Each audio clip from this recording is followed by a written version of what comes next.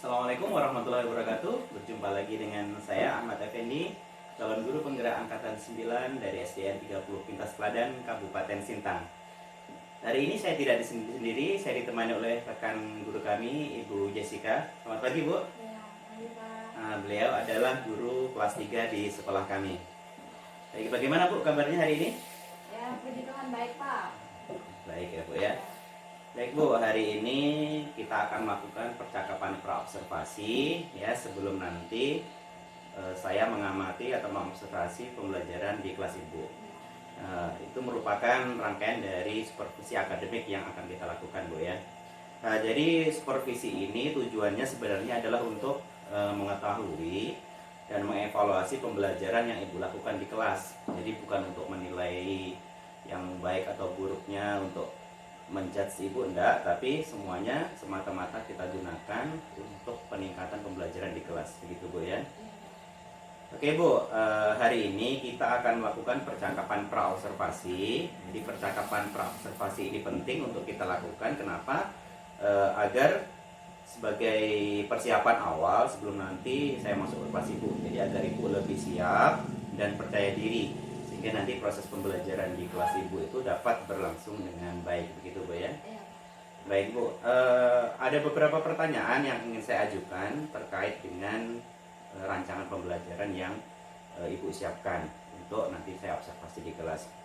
Yang pertama Bu, terkait dengan tujuan pembelajaran. Nah, kira-kira bisa Ibu ceritakan apa tujuan pembelajaran yang ingin dicapai di kelas Ibu nanti? Ya. Baik, untuk tujuan pembelajaran yang saya ingin capai di kelas nanti ada dua Pak. Ya. Yang pertama itu dengan benda konkret, siswa dapat membandingkan dua pecahan berbilang sama. Yang kedua, dengan benda konkret, siswa dapat menjadikan perbandingan dua pecahan berbilang sama. Oh, jadi ada dua tujuan pembelajaran yang sudah dicapai Bu ya. Iya Pak. Ini terkait dengan pecahan berarti Bu ya. Iya Pak. Baik. Kemudian terkait dengan area pengembangan, bisa Ibu ceritakan kira-kira area pengembangan apa yang tidak dicapai nanti Bu? Ya, area pengembangan itu juga ada dua Pak, pengetahuan sama keterampilan. Oke. Untuk pengetahuan nanti saya berharap siswa mampu mengenal dan membandingkan pecahan. Oke. Untuk keterampilannya nanti saya berharap siswa mampu menyajikan perbandingan dua pecahan. Jadi ada dua area pengembangan Bu ya, dari segi kognitif atau pengetahuannya dan dari segi keterampilannya, Iya, begitu Bu ya. ya, betul, Pak. Oke Bu. Nah, kemudian terkait rancangan pembelajaran ini nanti, strategi pembelajaran dan lain-lain Bu, bisa Ibu ceritakan kepada saya tentang rancangan pembelajaran Ibu nanti, strateginya mungkin, modelnya, metodenya, kemudian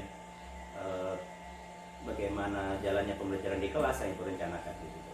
Ya, untuk rencana pembelajaran nanti di kelas, strateginya saya menggunakan pembelajaran itu disesuaikan dengan kebutuhan belajar siswa, Pak. Oh gitu Bu. Dan terintegrasi pembelajaran sosial dan emosional.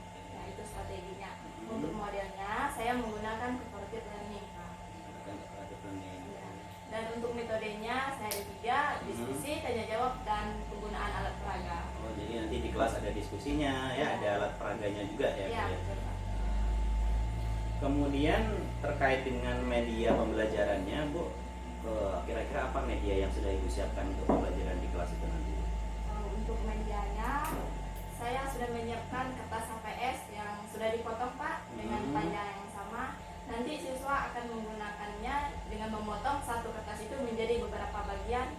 Yang penting sama pesannya, Pak. Oh gitu, jadi nanti mereka berarti memotong-potong kertas itu ya, Iya, Pak. untuk membedakan pecahan kan ya. Iya. Baik Bu. Kemudian untuk dari penilaiannya itu Bu, untuk mengukur ketercapaian dari tujuan pembelajaran Ibu itu, saya kira rancangan penilaiannya seperti apa yang sudah Ibu siapkan? Ya, untuk penilaiannya ada tiga. Penilaian sikap itu saya mengamati, Pak. Oh ya. Melakukan pengamatan kepada siswa saat pembelajaran berlangsung. Untuk pengetahuannya saya memberikan latihan yang ada di buku siswa. Oh, berikan latihan. Ya, untuk keterampilannya saya melakukan pengamatan terhadap siswa saat menyajikan perbandingan dua pecahan. Oke Bu, jadi termasuk ini nanti ya rubrik penilaiannya sudah disiapkan juga Bu ya, Iya, Pak. untuk bisa mengukur ketercapaian dari tujuan pembelajaran dari sisi afektif, psikomotor maupun kognitifnya. Iya. Baik Bu, nah kira-kira kapan nih Bu saya bisa ikut ke kelas Ibu untuk mengobservasi, mengamati jalannya pembelajaran di kelas Ibu? Kira-kira kapan waktunya Bu? Pada hari Senin depan di jam pertama. Hari Senin depan di jam pertama di kelas 3 kan Bu ya? Iya, di kelas 3 Pak. Oke Bu, jadi nanti insya Allah nanti Senin depan di jam pertama saya akan ikut ke kelas Ibu. Saya akan melakukan observasi ya, mencatat apa-apa saja yang hal-hal yang terjadi di kelas. Nah, kemudian selanjutnya akan kita bahas dari hasil observasi itu nanti pada percakapan pasca observasi. Jadi nanti pada percakapan pasca observasi kita akan didampingi juga oleh rekan saya pengajar praktik. Jadi kita akan sama-sama berdiskusi nanti Bu ya. Tidak keberatan kan Bu? Tidak Pak. Oke Bu. Baik Bu. Sebelum diskusi kita hari ini kita akhiri, saya ingin dengar dari Ibu kira-kira bagaimana perasaan Ibu dan apa yang bisa Ibu dapatkan dari kegiatan diskusi kita pada pagi ini Bu. Iya. Dari diskusi kita tadi saya merasa senang Pak, Iya. karena saya bisa mendapatkan gambaran lebih jelas lagi tentang pembelajaran yang akan saya laksanakan di kelas. Gitu Pak. Gitu Bu. Jadi nanti dengan setelah kita melakukan percakapan praobservasi ini nanti harapannya kan memang di kelas nanti Ibu lebih percaya diri kan, Iya. lebih siap untuk menjalankan pembelajaran. Baik Bu, saya rasa sampai di sini percakapan praobservasi kita. Nanti kita jumpa hari Senin di kelas ya, melakukan observasi, kemudian jumpa lagi di percakapan pasca observasi. Nah, baik Bu, terima kasih atas waktunya. Selamat pagi Bu. Selamat pagi. Baik, demikianlah percakapan praobservasi yang telah kami lakukan. Sekian, Assalamualaikum warahmatullahi wabarakatuh. Selamat pagi. Gimana kabarnya? Sebelum kita mulai pelajaran hari ini, satu orang dulu pimpin doa. Ya, yang pikir ya.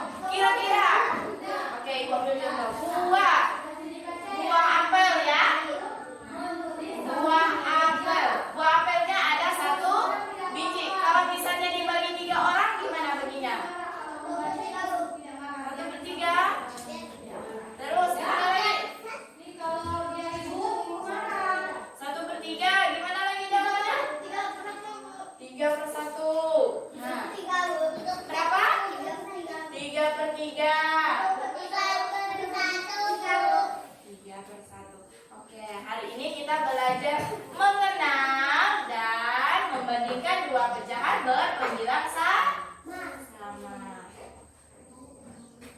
Nah, sekarang Ibu bagi kalian dalam bentuk kelompok. Satu kelompok terdiri dari 4 orang ya. Nah, terdiri dari 4 orang. Oke, yang ini kelompok 1 ya. Falinka, Yola Kristiani, Kamelia, dan Veron ya. Ya. Kelompok 2, Aprisa, Okta, Colin, dan Petrus ya. Nah, sekarang duduk sesuai kelompoknya. Duduk sesuai kelompoknya. Gimana kalau berkelompok? Berarti menghadap ke belakang. Nah, gimana kalau kita cuacanya cerah kita makan coklat ya? Nah, pernah makan coklat? Ya, makan coklat. Nah, di sini Ibu ada 2 potongan. Nah, di sini kita anggaplah ini coklat. Nah, sudah bisa goyangkan coklat? Gimana rasa coklat? Enak. Apa lagi? Manis. Siapa yang suka makan coklat? Nah, Ibu juga suka makan coklat ya. Nah, di sini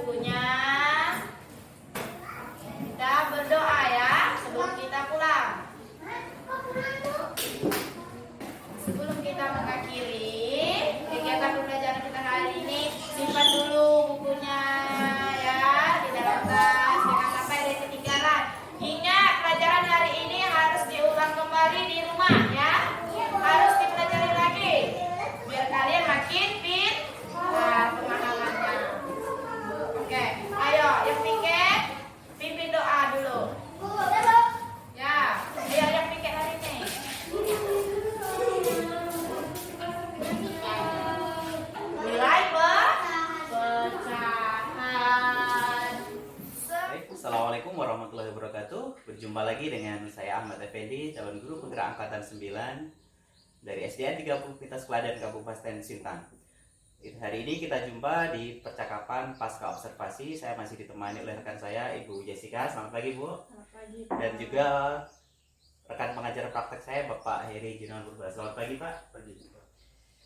Baik, Bu Jessica, hari ini kita akan melakukan percakapan pasca observasi setelah sebelumnya saya sudah melakukan observasi di kelas Ibu.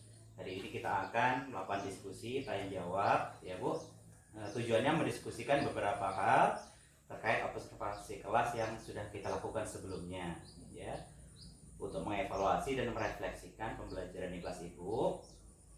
Nanti hasilnya akan kita gunakan untuk peningkatan pembelajaran di masa yang berikutnya, Bu, ya. Iya, Pak. Baik, Bu, ada beberapa pertanyaan yang ingin saya sampaikan. Yang pertama nih, Bu, kira-kira bagaimana perasaan Ibu ya berkaitan dengan jalannya proses observasi yang di kelas kemarin, Bu? Bisa ceritakan perasaannya. Ya, untuk perasaan saya, awalnya saya merasa tegang, Pak. Ya, Tapi puji Tuhan pembelajarannya bisa berlangsung dengan baik. tegang, Bu, ya. Mungkin karena belum terbiasa. Ya. Tapi syukurlah pembelajarannya bisa berlangsung dengan baik. Baik, Bu, bisa diceritakan kembali, Bu, area pengembangan yang sudah Ibu lakukan di pembelajaran di kelas? Ya, untuk area pengembangan pengetahuan, siswa mampu mengenal dan membandingkan pecahan, Pak.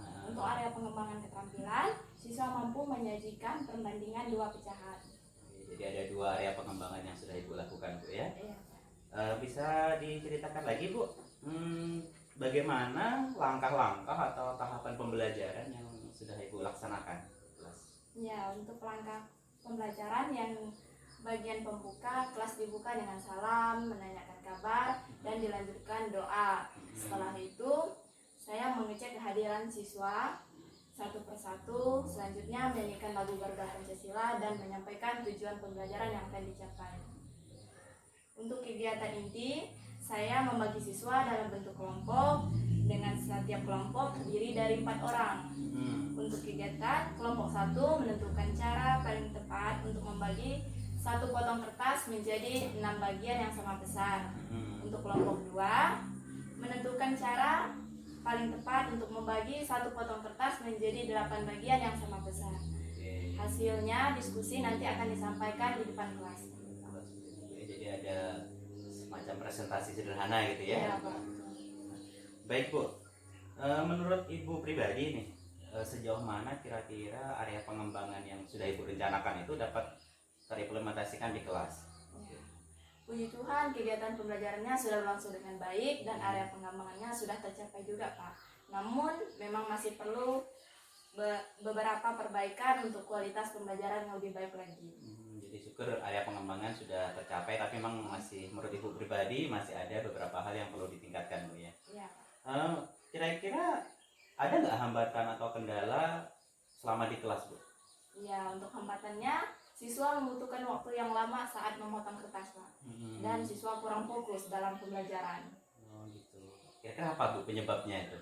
Kendala itu kalau menurut Ibu? Kalau menurut saya, siswa membutuhkan waktu yang sangat lama saat memotong kertas karena mungkin belum terbiasa, Pak, dengan pembelajaran seperti itu. Iya. Gitu ya. Kemudian siswa kurang fokus dikarenakan kondisi kelas yang belum kondusif dan ketertarikan siswa terhadap pembelajaran masih kurang. Ya, mungkin karena memang masih di tahap di kelas 3 kan. Iya. Nah, jadi dengan pembelajaran seperti itu tadi mungkin perlu waktu penyesuaian gitu, Bu, ya. Nah, kira-kira menurut Ibu apa yang akan Ibu lakukan ke depannya untuk agar kendala-kendala tadi itu tidak terulang di pembelajaran berikutnya, Bu? Ya, menurut saya lebih sering melibatkan siswa dalam kegiatan serupa biar siswa lebih terbiasa dan manajemen waktunya lebih bagus. Untuk kendala siswa kurang fokus, saya memberikan ice breaking seperti tepuk semangat, bernyanyi, dan sebagainya. Gitu ya. Jadi memang perlu kita biasakan dengan model pembelajaran seperti itu, ya. Jadi anak-anak lebih terbiasa, mereka nanti motivasinya belajarnya pun lebih baik gitu. Nah, Bu, kira-kira kapan nih, Bu, Ibu akan mengimplementasikan solusi-solusi yang sudah Ibu pikirkan tadi di pembelajaran berikutnya? Untuk waktunya belum saya bisa pastikan, Pak, tapi saya usahakan menerapkannya secepatnya, mungkin dalam kurun waktu 1 atau 2 minggu ke depan. Oke, Ibu, saya tunggu ya. Jadi implementasi dari solusi yang Ibu pikirkan tadi untuk peningkatan pembelajaran di kelas Ibu khususnya, dan nanti bisa merambah ke kelas-kelas yang lain. Baik Bu, terima kasih atas jawaban-jawabannya. Semoga apa yang sudah kita diskusikan hari ini itu benar-benar bisa membawa manfaat untuk pembelajaran berikutnya. Saya tunggu cerita baik Ibu, ya. Semoga pembelajaran ke depan menjadi lebih baik. Iya, Pak. Berikutnya kami mohon dari Pak Heri untuk memberikan umpan balik atas percakapan pasca observasi yang sudah kami lakukan hari ini, Pak. Baik, terima kasih Pak Ahmad dengan Ibu yang telah melakukan percakapan coaching ya tentang hal-hal yang menjadi pengembangan, hal-hal yang menjadi hambatan ketika melakukan pembelajaran di kelas seperti itu ya. Dari percakapan kita ini saya lihat sudah mulai masuk ke topik-topik area pengembangan coachingnya Pak. Jadi sudah masuk. Terus jadi tadi juga Bapak menanyakan tentang area pengembangannya. Nah, itu salah satu poin terpenting dalam coaching.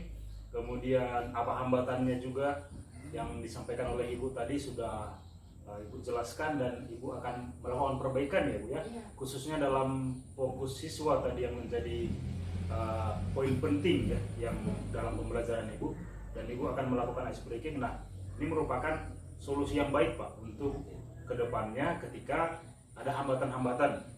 Kemudian mungkin Bu bisa juga nanti dalam prosesnya Ibu melakukan variasi pembelajaran sesuai dengan kompetensi siswa. Siswanya bisa dikelompokkan berdasarkan kemampuannya masing-masing seperti itu Pak.